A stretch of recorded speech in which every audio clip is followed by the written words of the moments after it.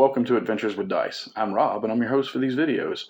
If you're new here and you find that you like the content that I put out, please consider subscribing and liking the videos. Those small clicks really help a channel like mine out. If you would further like to help out the channel, click on the Amazon wishlist link in the description of each video and you can choose some product to purchase that will help me continue to make content. You can also hit that join button and for $1 a month become an Adventures with Dice hero, which gives you a badge on your comments, early access to videos, and access to my members only videos. Now, with all of that self-promotion out of the way, I hope you enjoy the next video and stick around for future videos. God bless. Let's go. So good morning everybody. In this video we're going to be looking at the solo RPG Game Master Emulator for Fantasy by Moses over at WILONA'S Cave. He just put this out a few days ago on DriveThruRPG and he's done a video on it. He has several other solo RPG projects in the work that are going to be coming out on DriveThruRPG at some point. I'll put a link in the description to his channel and you can pick this up on DriveThruRPG for $2.99. And it's fantastic. It came out at just the right time for me.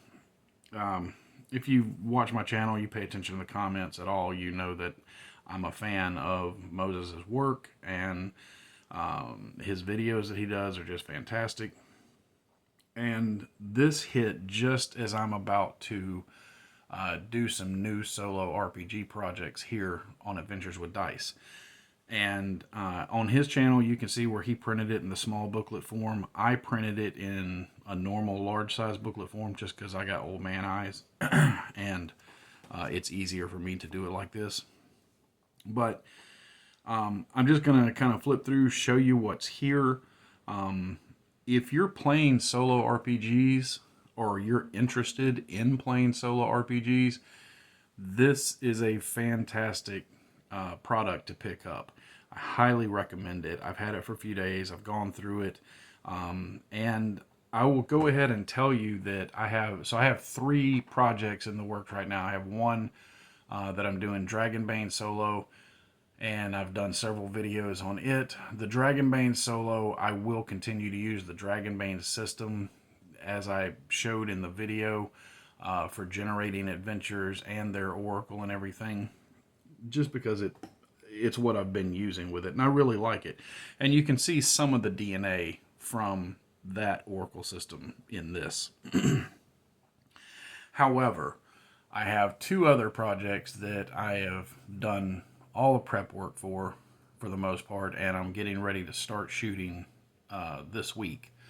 And one is White Box Solo, a popular demand. I asked on here on the channel and I got an overwhelming response of yes, people want to see White Box Solo. So I will be doing that with 2 characters. And I originally intended to use one-page mythic for my oracle, but this came out before shooting. And after looking at this, I'm going to be using Solo RPG Game Master Emulator from Moses. Yeah, Moses, I can't pronounce your last name. I'm not even going to try. So Moses over at WILONA'S Cave. But I'm going to be using this for White Box. It's simple. It's got several different systems in here. It's very plug and play, you know, whatever you want to use from it. And I'll show you how I kind of, I've already manipulated that a little bit to my own taste. But I'm also, I've already put up the first video for that series, no, for the Dragonbane series. I have not posted the one for White Box yet. That's coming. And I've posted the first video for my WarhammerFantasyRole-Play, and it's solo game that I'm doing with my investigator, Mordecai. And I fully intended to also use Mythic in it as my oracle, but again, after receiving this, I'm just going to go with this. I'm going to use this instead, and we're going to really put this through the paces. We're going to see how it does. I'm going to see how I like it. In theory, on paper, it looks fantastic, and it's what I want to use. But I will reserve complete judgment until I've actually played it, which I think I'm going to do one of the sessions today, either today or tomorrow or Thursday. I don't know. Anyway, but it's going to get done this week. And I'm going to start using this, and I see no reason why this isn't going to work just perfectly. But anyway, I'm just letting everybody know, when I do the first video or the second video for Warhammer, I will explain in it as well that I'm using this instead of Mythic. I like this system. It's very reminiscent of the Dragonbane system, but with a lot more meat and options to it that I really like. So I also printed this out bigger so it's easier to see. I'm going to go kind of fast and maybe throw a card on some pages so nobody's just like, you know, can't spend the $2.99 and you want to like screenshot and steal everything. But Moses showed a lot of this off on his channel, so I'm going to go ahead, and without any further ado, we're going to open it up. Now, this is the only piece of artwork to it. It's fine. It does its job. The booklet itself is, I think, it's 42 pages, and it gets the job done. It literally does what it's supposed to do. It's not here to be an art book. It's here to be a set of emulation tools that you can use to run games solo. So we open it up. This page was left blank intentionally. Here's our credits page, links to WILONA'S Cave YouTube channel and his Patreon. If you are not already following WILONA'S Cave, go follow that channel. His videos are fantastic. So we have our table of contents, and we'll be going through this. This is the basic Oracle. This is what I'm going to be using a lot. Now, some of the stuff in this book is real plug and play, and some of it I'll use, some of it I won't, and vice versa. It just depends on you, your taste. But just an easy Oracle. How does it work? You roll a d6, and 1 through 6, low being the more positive. It is no. If you roll a 1, it's yes and then the and is you roll on. I don't think any is supposed to be here. It seems weird the way that's written. Roll on the any random encounter generator and roll on the verb noun table. The same thing on 6, which is no and. It's roll on the any random event generator. But the random event generator doesn't have any on it, so I don't know if that's a typo or maybe it's just, maybe I'm not reading it right. It seems weird to me, but I get what you're supposed to do. If it's a 1, you roll on the random event generator and on the verb noun table. If it's a 2, it's simply a yes, whatever your question is. If it's a 3, it's a yes, but, and you just roll on the verb and noun table. There's a small issue, obstacle, conflict, or whatever. If it's a 4, it's a no but, and that's a roll on the verb and noun table, and it's something with a silver lining. If it's a 5, it's just a straight no, and if it's a 6, it's a no and again, like the first one, you'll roll on the random event generator and the verb and noun table to put together what's going on. Now, one thing he does here, this is similar to what you do in Dragonbane. It's for sliding the scale one way or the other. It's an optional rule for the Oracle. It says if you believe the answer to the question has a higher chance of resulting in a yes, then you roll 2d6 and keep the lowest of the 2 dice. If you believe the answer to the question has a higher chance of resulting in a no, then you roll 2d6 and keep the highest of the 2 dice. There's lowest and highest. So lowest is better, highest. You get the idea. So if you rolled and you had to roll on the random event generator and the verb and noun table, you have the random event generator, which is a d20 roll, and it can be all kind of thing. Unexpected allies appear, hidden traps are activated, environmental hazard, local festival or event, strange noise or sighting. So it generates a random event. Now, you also have an alternate version of the random events, which I probably won't be using. I'm going to try to stick to the normal one. But you have, which is just a d6 roll, and on that d6 it can create conflict, opportunity, discovery, challenge, twist, or choice. And you can use whichever one you want.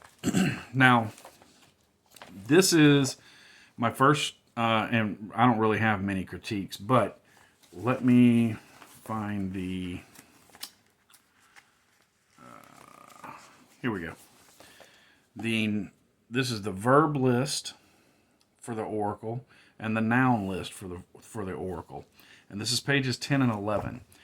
This is the only thing that I thought was a little weird. If I was just using this book, the charts that you're going to use the most, unless you're using the tarot card system, I think, is going to be the standard oracle with or without the optional sliding rule.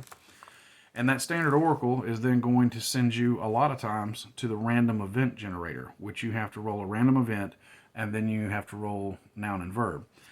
That's on pages 1 and 2, but you have to go all the way back to pages 10 and 11 to get the noun and verbs, because in between those are the rules for his secret discovery system, which is really neat, and we'll get into that in just a minute.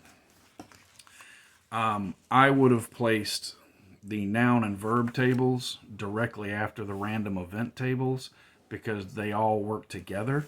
Now, if you're printing this out, I could simply move those up in the book to where I want them. That'd be fine. It's not that big a deal. It just seemed a little off-putting to me that I had to go past the clue, because you might be playing several games where you don't even use the secret discovery system for clues, but you're always going to use the verb and noun tables and the random event tables. So I think they should be placed closer together, but I had a fix for that for myself, and this is what I talk about later in the video. So anyway, after the random encounter or random event generators, we have his secret discovery system, and this is a neat system that is missing from a lot of Game Master emulators, and it's a problem that I struggled with early on in solo play, because I love games like Call of Cthulhu and things like that, and it's like, how do I play a game like this that the clues for solving whatever the mystery is all have to kind of line up in the end? And that's why the pre-written adventures are so good, because they're already planned out that way with your handouts and the bits of clues that are going to lead you to the conclusion of the story. When you're doing it randomly, it may or may not pan out that way. So it became kind of a thing for me where I didn't really want to do that kind of game. And I didn't know that this was even going to be in the book, but I finally gave in. And when I started my prepping for my Warhammer Fantasy game, that's exactly the kind of game I prepare. I'm playing an investigator. I'm playing a sleuth who is investigating a mystery. So I think the secret discovery system, where you find clues and piece things together, and he has several pages on that, the process flow, everything, how it works, very well described. That's going to become very invaluable for that game. Now, if it's a game where I'm pretty much dungeon running and hack and slash and collecting treasure and trying to fight the big bad, probably not going to use the clue system that much, but I will be using the primary oracle and the noun and verb tables. So I'm going to need those handy to me all the time. And again, that'll come up later in the video, what I did to fix that for myself. And I'm not saying it's wrong. It just seemed weird to me that the clue system was in between the two of them. But again, it's not a big deal. It's a PDF. You print what you want. I printed the entire book, even though I can go ahead and tell you I'm not going to use the entire book. There's only certain sections I'm going to use because it lends itself to my style of play like that. But after the noun and verb table, we also have some great tables for NPCs, NPC attitudes, NPC motivation, NPC goals. And this is just, D12 rolls to quickly generate what an NPC is up to. What is their goal? What are they trying to do? And then you have using NPC conversion generators here. Conversations, not converters. Me no can read this morning. But conversation generators, because that is, and I've heard him talk about it, this is something that can also be a real hang up in solo play, is how do you start having conversations with NPCs when you're playing by yourself? It can just be really off-putting, really weird to do. But Moses has created a fantastic way to roll on some random charts with personality traits, conversation topics, dialogue prompts to get things started, which he illustrates in his video on this. And I just thought it was really, really cool. And this is probably going to become very useful in my Warhammer game, because I'm going to be talking to lots of people. And then we also, for conversation starters, we have another verb and noun list specifically tailored to NPC conversations. All right, and then we have an example of how it plays out. And now this is the tarot card system that he has, and he talks about this in his video. And I'm gonna tell you, a lot of you know that I'm a Christian, and I'm not going to use this tarot card system because I'm not inviting the devil into it. No, I'm just kidding. I'm just playing. That's all satanic panic crap from the 80s. There's nothing wrong with the tarot card system. I think it's fantastic that he put it in there. It's not something I'm going to use, but it has nothing to do with religious beliefs. Nothing. I play Dungeons and Dragons with my pastor. So, no, it has nothing to do with that. What it has to do with is I don't even own a deck of tarot cards. I've just never been interested in them for any reason. Well, no, that's not true. I own a kinda deck of tarot cards. They're not even tarot card size. They're regular card size, and they're not really. They're themed. They're for the Curse of Strahd. They're the Taroka deck or whatever that you use for doing the readings for Madame Eva and the Curse of Strahd. That's the closest thing to a tarot card deck that I even own. And because I already have an oracle system here in the book that I like and I'm going to use, I probably won't use this because then I would also have something else I'd have to go buy. I'd have to go buy tarot cards, and I don't want to. I don't really have a need for it.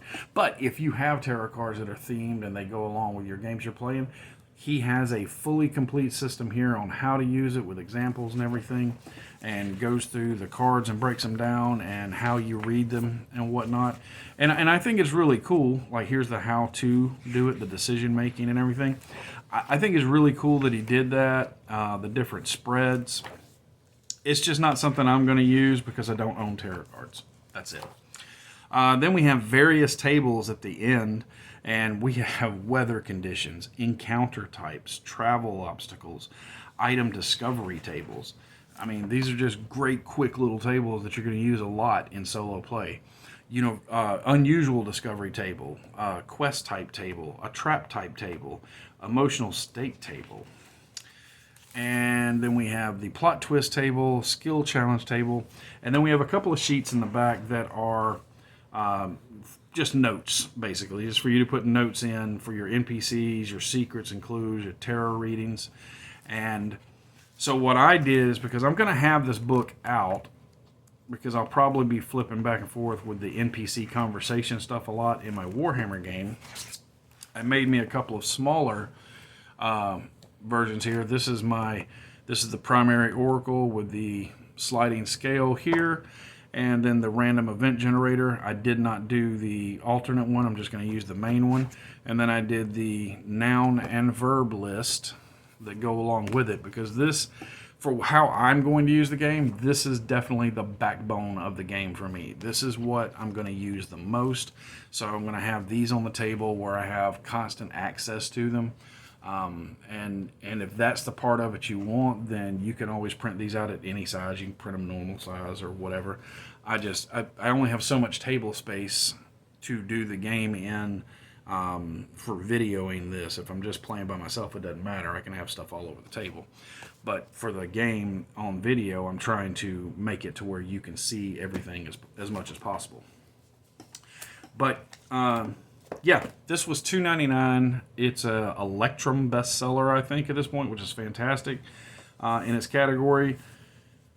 If you are interested in playing role-playing or playing solo role-playing games, or you, like I said before, if you are already into it or just getting into it, this is a fantastic book. And I have the second edition of Mythic, the big $50, $60 book, which is beautiful, and it's got a lot of cool ideas in it. But this is $2.99, does the same thing, at least on the surface. I have not tested it yet, but you're about to test it with me, because I'm going to be going through the process of playing 2 different games using this system coming up on this channel. Either this week or next week there'll be a video dropped for it. But yeah, go check it out. Go check out his video on it. I will link his channel again in the description. And I'm really blown away. This is not a video that I decided to hold back very long on. I'm going ahead and pushing this one out so that everybody can see it, because right now he seems to be the only one talking about it. And of course, you know, he made the book and put it out. There's just not a lot out on the YouTube waves for it right now, so I'm trying to help any way I can by pushing that out as well. I really, really do think that if you want to play solo, this is a great tool to have in your collection. Does it mean that it's the only tool you're ever going to have? No, there's still other stuff I may pull from Table Fables or the Game Master's book of astonishing random tables that I love so much, and I know Moses loves it too. It's a great book. I probably won't use this if I do the One Ring Strider mode, because it has Strider mode, which is the solo rules for playing the One Ring. So when I do that one, I will probably use Strider mode. But as a generic tool to have in your arsenal as a solo gamer, this is indispensable, and you really can't beat the price. So go download it, go check it out. I don't think you're going to be disappointed. If you are, well, I don't know. I don't know what to tell you. Oops. I think it's fantastic. I can't wait to see the other stuff he's putting out. I know he's putting out one book that's like 400 pages of tables and stuff, and I'll probably get that one, but it's going to have to stay on the computer. I'm not going to print that out, so that's going to be just pull whatever I need from it. But yeah, I hope you enjoyed this look at it. If you have any questions about how anything in it works, feel free to drop it in the comments below, and I will get to it as soon as I can and try to answer your questions. And until next time, my friends, good gaming and good luck.